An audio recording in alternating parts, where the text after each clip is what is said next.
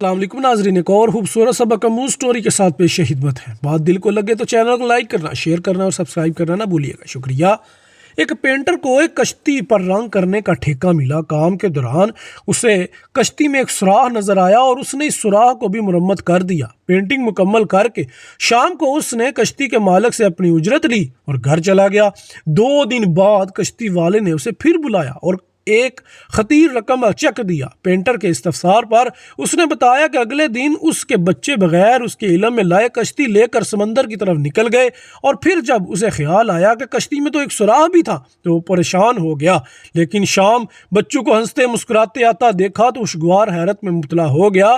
उसने पेंटर से कहा, यह रकम तुम्हारे एहसान का बदला तो नहीं, मगर मेरी जान सब तुम्हारे लिए मोहब्बत का एक अदना इजहार है।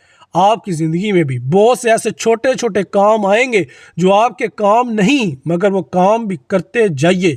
नेकी कभी रायगा नहीं जाती, किसी ना किसी की ज़िंदगी बचाती है, किसी ना किसी की खुशियों का बाइस बनती है। मस्बत सोच और मस्बत किरदार ही कामयाबी है। अगर आप पर्दे में किसी के साथ नेकी करेंगे तो यकीन कीजिए आपके मुश्किल वक्त में अल्लाह आपकी मदद वहाँ करेगा जो आपके वहमो गुमान में भी नहीं होगा।